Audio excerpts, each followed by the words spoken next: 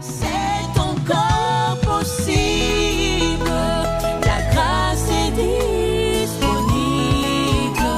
et même quand c'est pénible, rien n'est impossible. Il y a de l'espoir pour ceux qui croient au nom de Jésus-Christ. Bonjour, bonsoir, bien-aimés dans le Seigneur. Nous voici encore aujourd'hui pour continuer avec notre enseignement que nous avons commencé il y a de cela quelques mois. Nous parlons du régner avec le Seigneur. Nous avons expliqué dans notre premier chapitre comment nous pouvons régner avec le Seigneur. Ou pour régner avec le Seigneur, nous avons besoin de l'onction.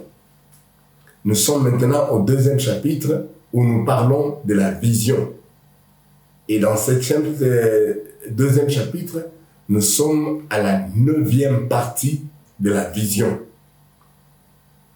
Nous sommes sur le point où nous parlons encore, où nous nous référons de cet oiseau qu'on appelle l'aigle. Nous nous inspirons de l'aigle pour voir comment un visionnaire ou quelqu'un qui a reçu une vision de la part du Seigneur peut marcher. Il y a de cela quelques jours que nous parlons de l'histoire de ces jeunes hommes de David et de Joseph. Nous sommes sur le point où ce principe, cet adage qui dit que les aigles ont une vision précise. On dit que l'aigle a une vision précise parce que l'aigle est capable de voir un objet à plus de 5 kilomètres de distance. Et quand l'aigle vole vers la proie qu'il voit à 5 km de distance, il ne dévie pas son attention jusqu'à ce qu'il atteigne sa proie. Alors nous avons essayé de montrer les semaines passées comment ce jeune homme de Joseph a vécu sa vie comme un aigle. Alors, pour continuer notre enseignement de ce soir, nous allons commencer par la prière. Nous allons prier Dieu, que Dieu nous donne à tous un entendement spirituel meilleur pour que nous puissions commencer l'enseignement de ce soir. Prions notre Dieu. L'Éternel Dieu de gloire, je te dis merci pour ce moment, que tu me donnes l'opportunité d'être l'instrument que tu utilises pour communiquer ta volonté à ton peuple. Permets que je diminue ce soir, que toi seul croisses. Descends liés et prends la place de Dieu. Permets que le message de ce soir transforme la vie de quelqu'un. Cher Saint-Esprit, touche le cœur de tout celui qui suit cet enseignement. Que cet enseignement transforme la vie de quelqu'un. Amène tout celui qui m'écoute à connaître comment il peut régner avec le Seigneur pour l'accomplissement de sa mission dans ce monde. Au nom de Christ Jésus, j'ai ainsi prié. Amen. Nous avons dit dans ce deuxième principe dont nous nous référons de l'aigle, où nous nous inspirons de l'aigle pour voir la vie d'un visionnaire.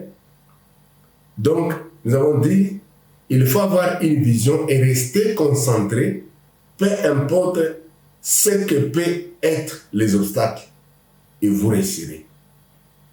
Et ce que nous avons vu, la vie de ce jeune homme de Joseph, il a eu plusieurs obstacles, il est resté concentré jusqu'à ce point où nous allons parler encore en ce jour. Dans le livre de Genèse, chapitre 40,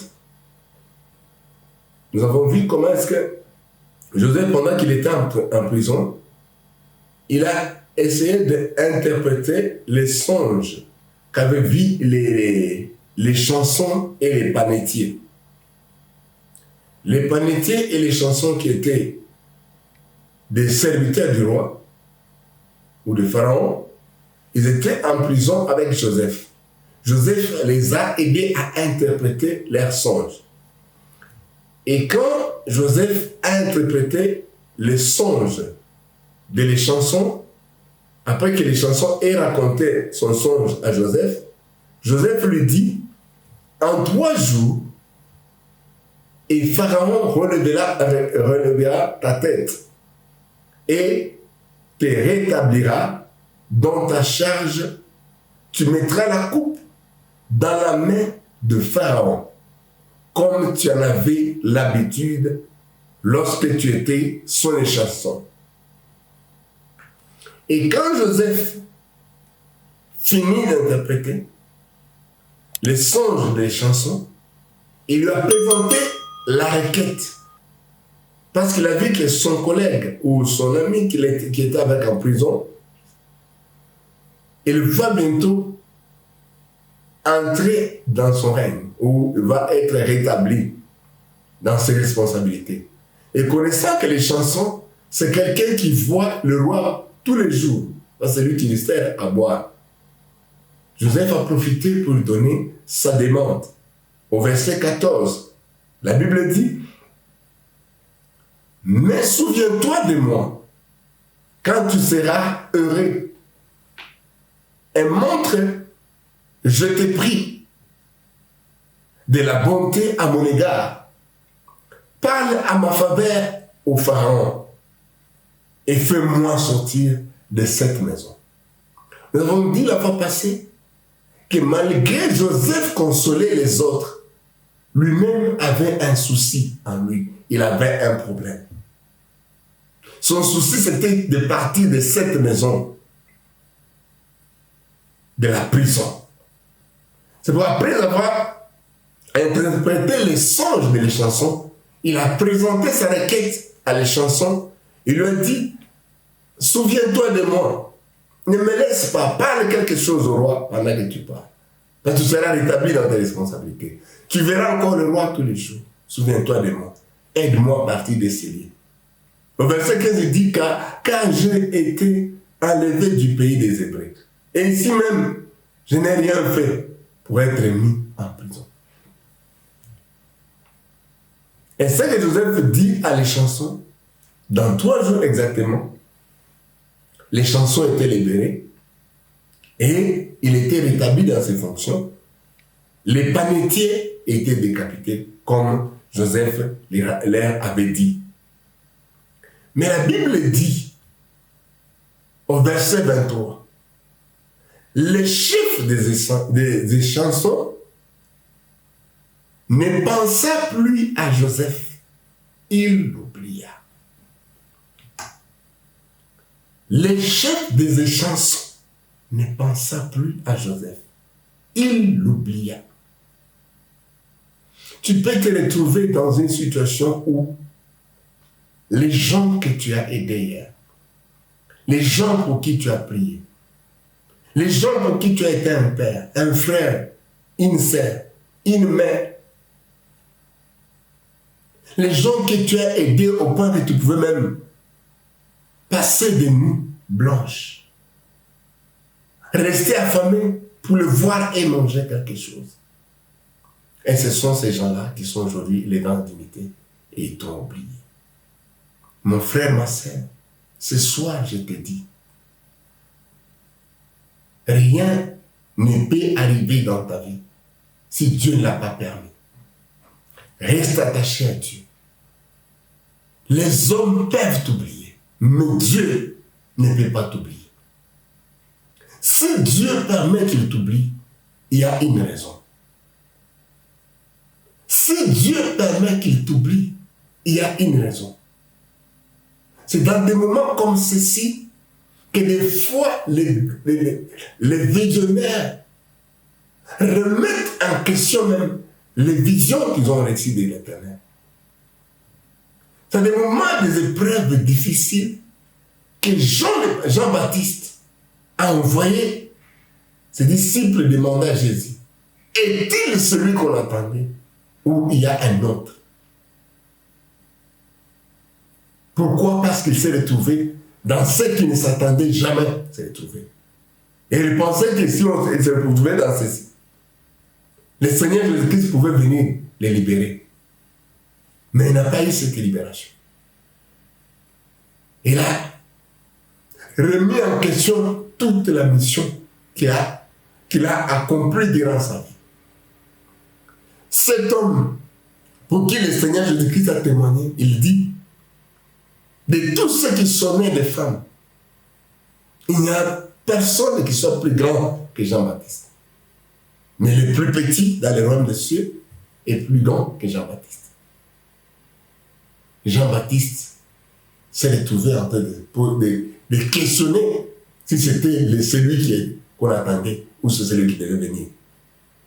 Joseph, il est resté certainement pas dans la joie quand vous faites une requête à quelqu'un que vous étiez avec, quelqu'un vous croyez que non, celui-ci, même si tout le monde me trahit, mais pas celui-ci ne peut pas me trahir.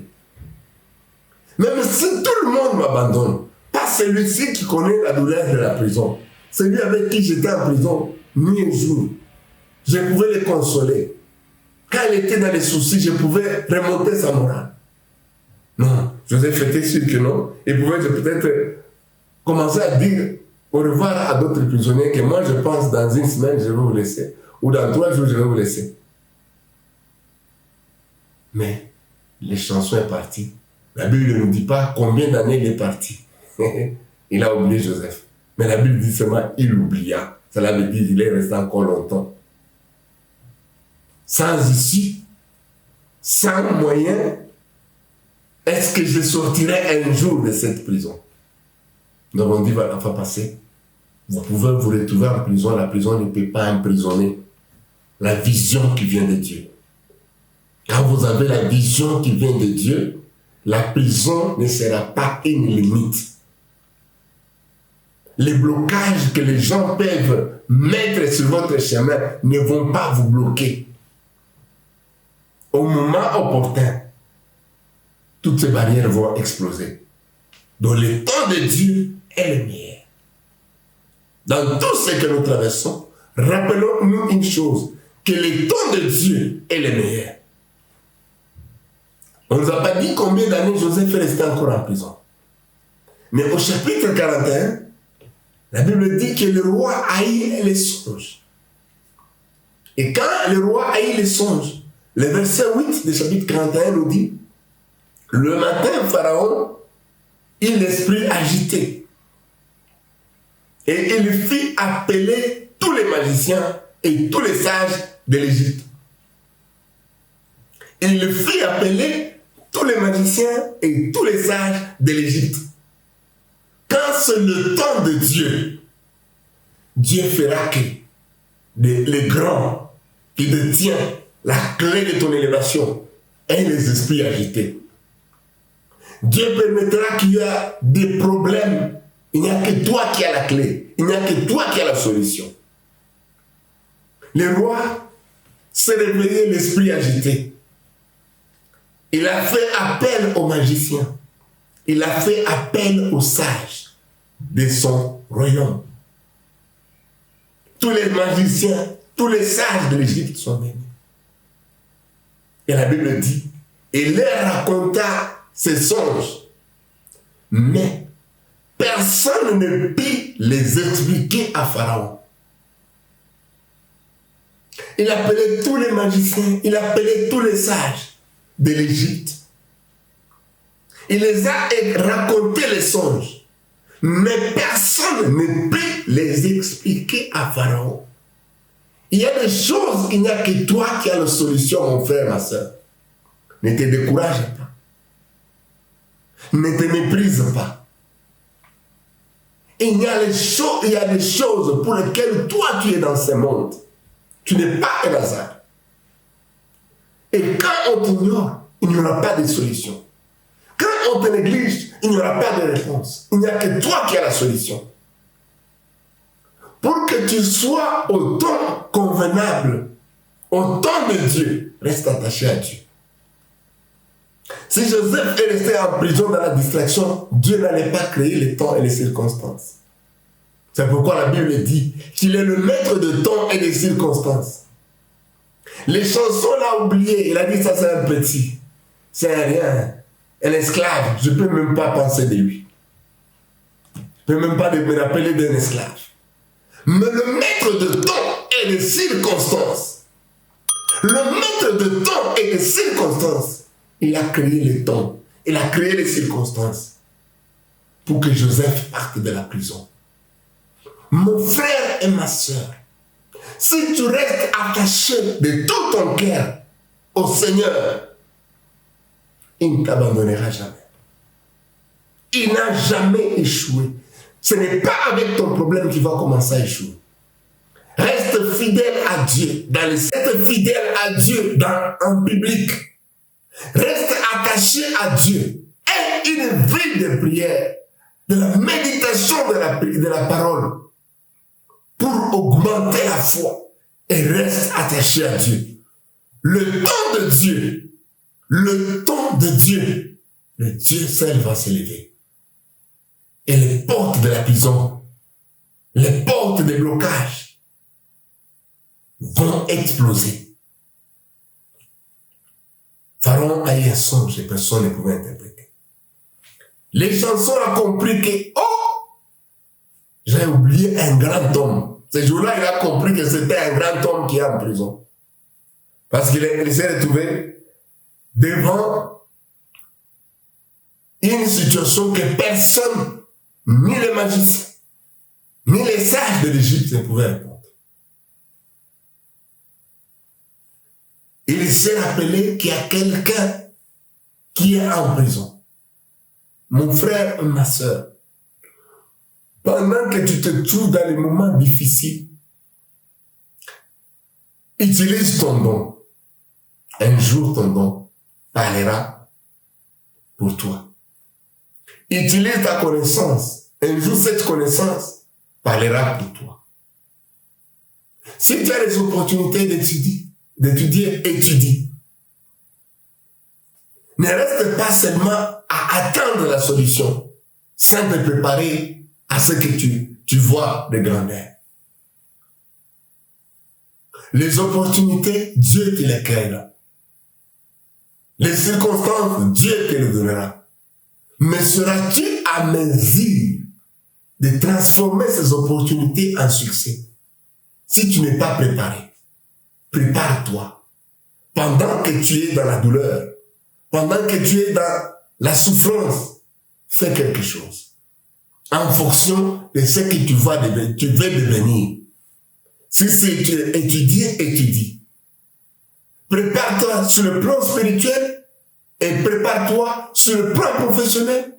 Prépare-toi aussi sur le plan physique. Au moment où Dieu accomplit sa parole dans ta vie, tu ne seras pas déphasé.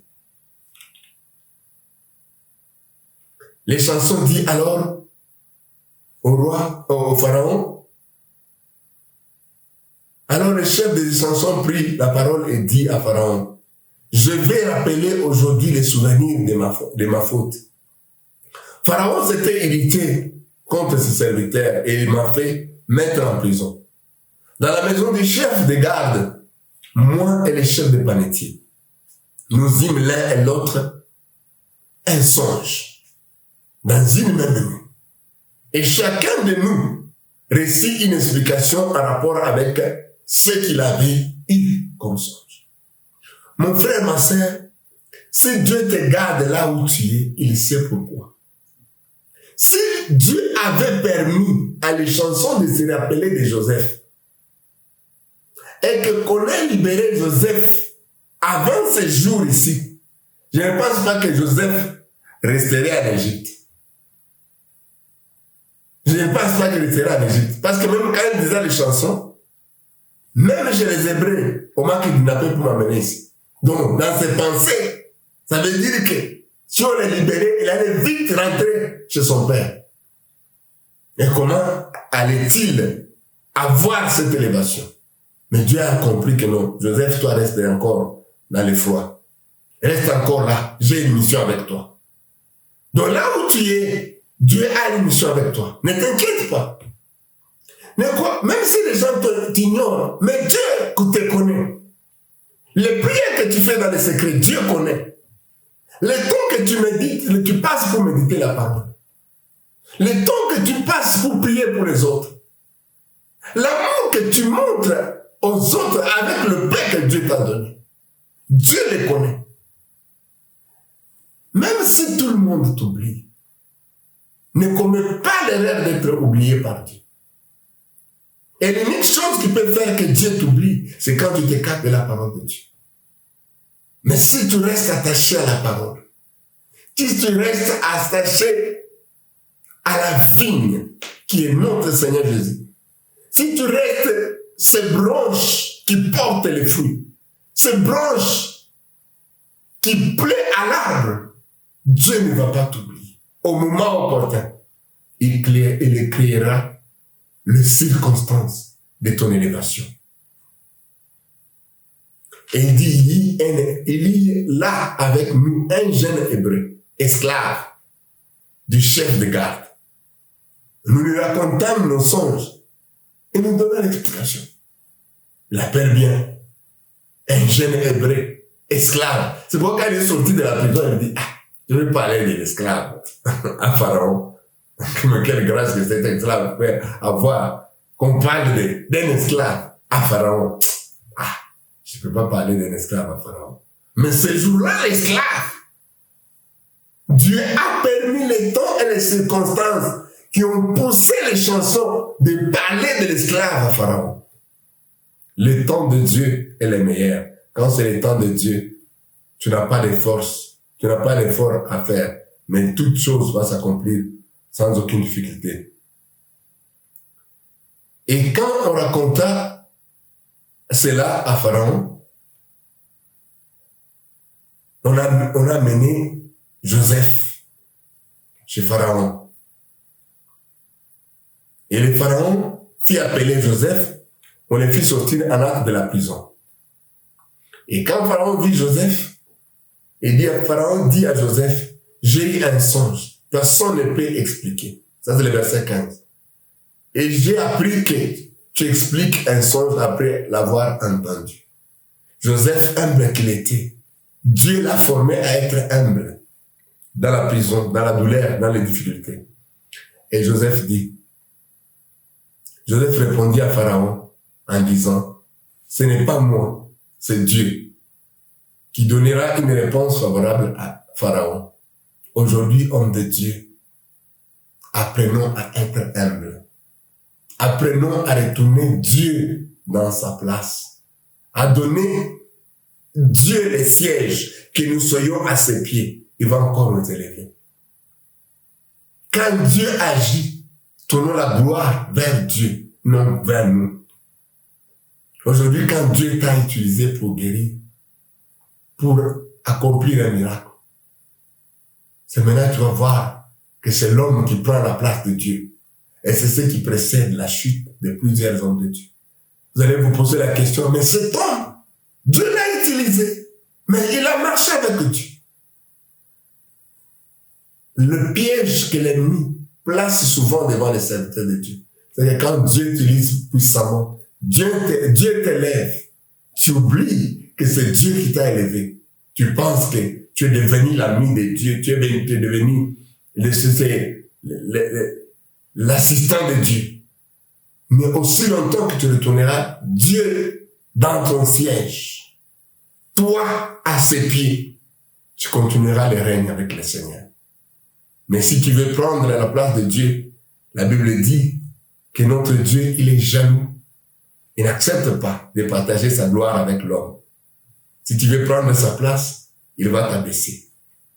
Ainsi, le jeune Joseph dit, non, ce n'est pas moi, c'est Dieu. C'est Dieu qui peut le faire, Pharaon, pas moi. Apprenons à dire que c'est Dieu, pas moi. C'est Pharaon, ce n'est pas moi qui peux te donner la réponse, mais Dieu va te donner. Après que Joseph ait donné la révélation des songes, vous voyez ici, le verset 34, la manière que Joseph parle, ça montre que Joseph, il n'est pas comme un cheveu tombé dans la pousse, dans la soupe. C'est comme quelqu'un qui s'est préparé.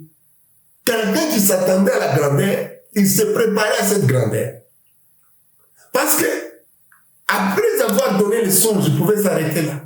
Mais il a profité, il a présenté son CV. Il a présenté un projet. Et il savait que ce projet ici, il n'y a que moi qui peux le conduire. Il n'y a que moi qui peux diriger ce projet.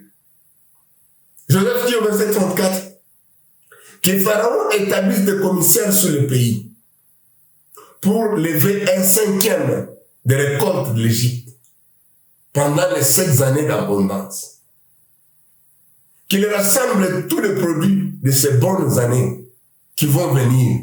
Qu'il fasse sous l'autorité de Pharaon des amas de blé, des approvisionnements dans les villes et qu'ils aient la garde.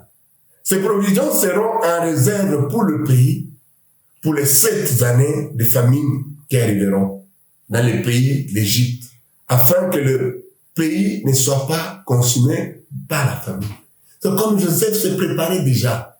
On lui donne un songe, non seulement il donne la réponse du songe, il lui donne déjà comment il faut agir pour prévenir cela.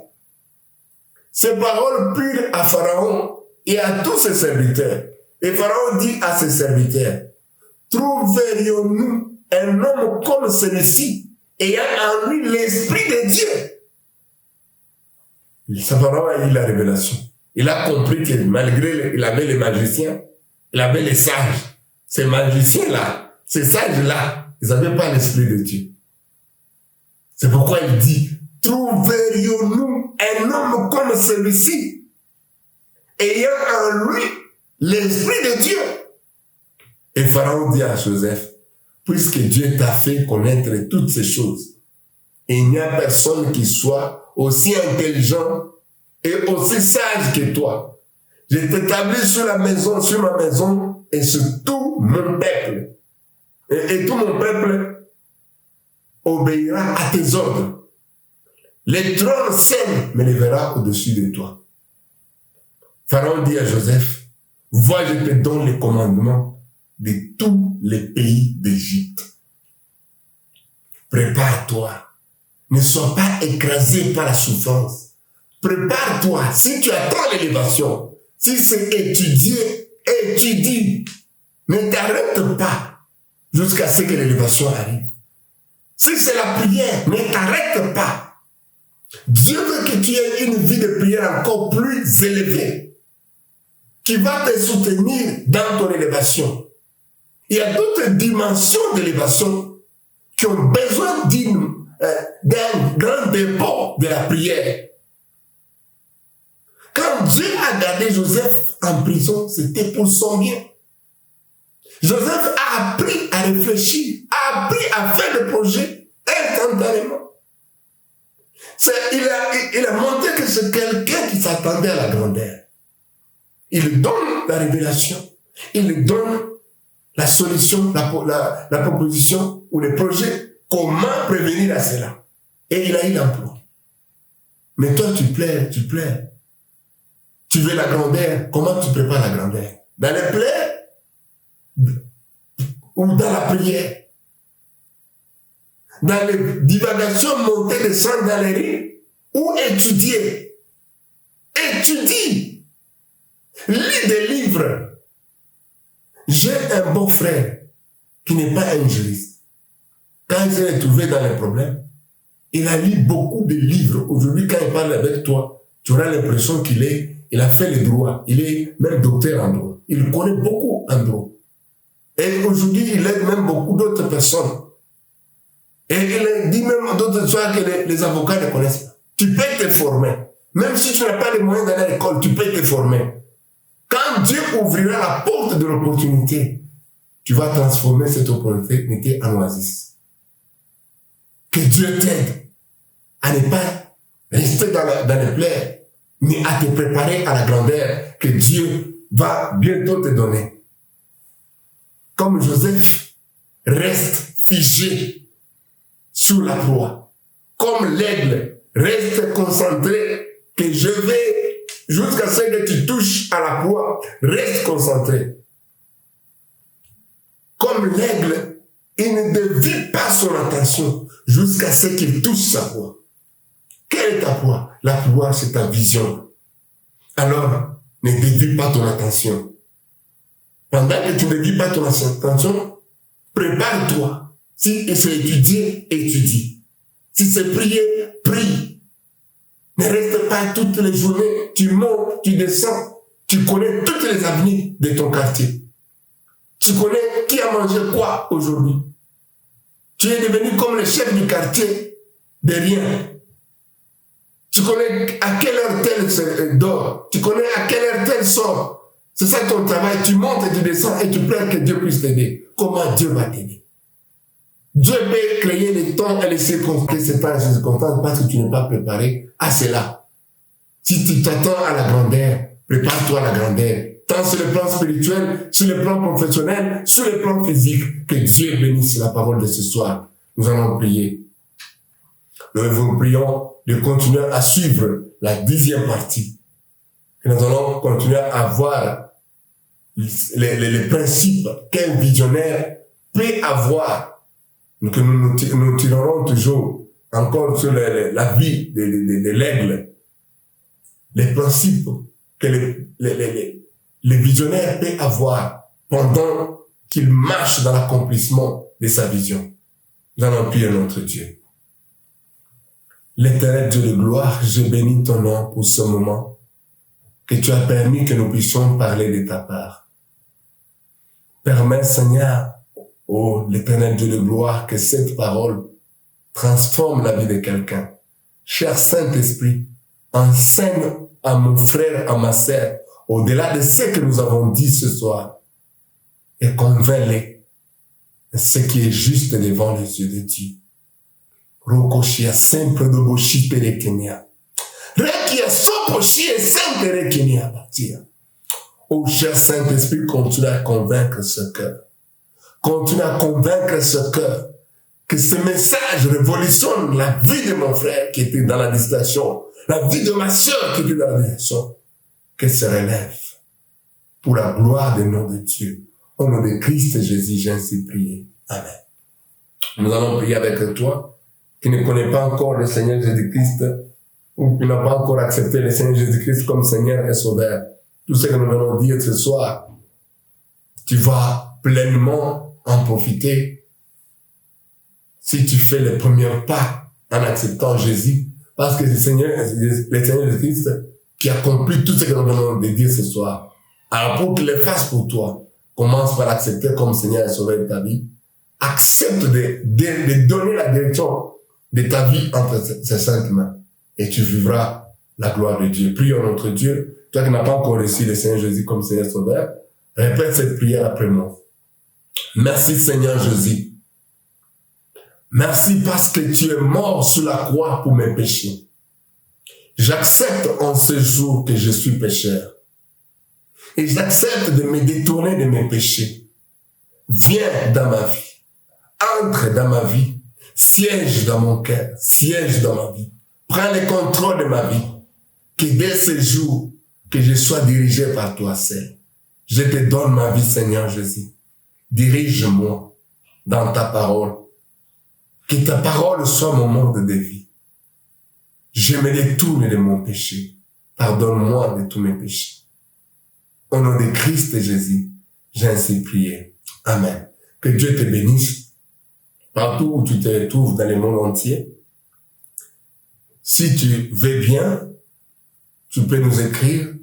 Nous allons te connecter avec une église, là où tu es, ou te conseiller une église vivante, là où tu peux aller. On va encore t'aider à grandir dans les choses de Dieu. Aujourd'hui, tu viens de faire le premier pas, mais il y a un deuxième et un troisième pas pour entrer dans la dimension des choses de Dieu. Si tu es ici en Afrique du Sud, tu nous suis à Pretoria, tu peux écrire au numéro de téléphone que tu vois, ou tu peux nous appeler à ce numéro de téléphone, ou tu peux nous écrire à cette email adresse. Nous pouvons t'inviter dans notre église et nous allons encore t'aider plus à grandir dans les choses de Dieu. Que Dieu te bénisse. Je vais prier avec toi qui es malade. Dieu va te guérir ce soir.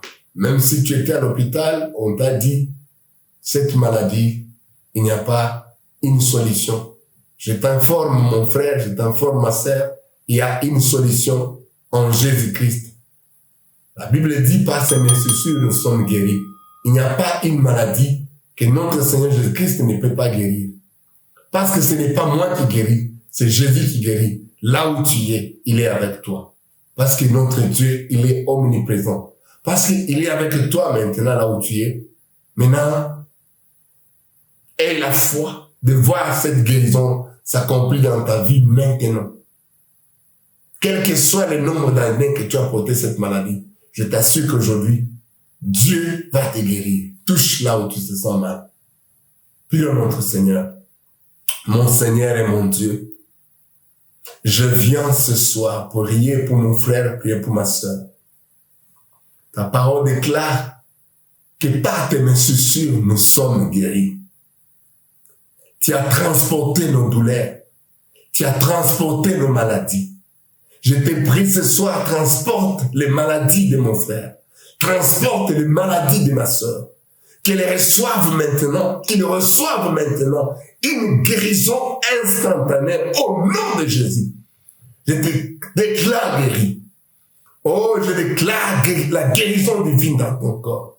Du plante de ton pied jusqu'au cheveu de ta tête. Que la puissance de l'Esprit de Dieu te touche maintenant au nom de Jésus.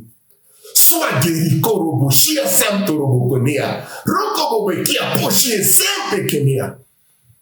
Thank you, Jesus, for the healing. Merci, Seigneur, parce que tu l'as guéri. Merci parce que tu l'as délivré. Merci pour la puissance de ton esprit qui touche mon frère, qui touche ma sœur. Merci pour la délivrance par la puissance de ton esprit. Je te dis merci, Seigneur. Je te loue, te glorifie. Rokoshita Mahushenterekenia. Même si tu as fait combien d'années, tu ne concevais pas. Je déclare ce soir que Dieu te donne les fruits des entrailles. Dès ce moment,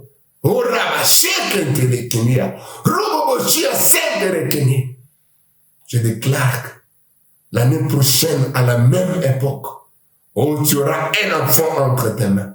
Je le déclare ainsi au nom de Jésus-Christ. Merci Seigneur, parce que tu agis. Merci mon Dieu, parce que tu as intervenu dans la vie de mon frère et ma sœur. Au nom de Christ et Jésus, j'ai ainsi prié. Amen. Que Dieu vous bénisse. Nous allons continuer à la prochaine. Vous allez suivre à la prochaine, la 10e partie. Nous continuons à donner cet enseignement sur la vision. Que Dieu vous bénisse et à la prochaine.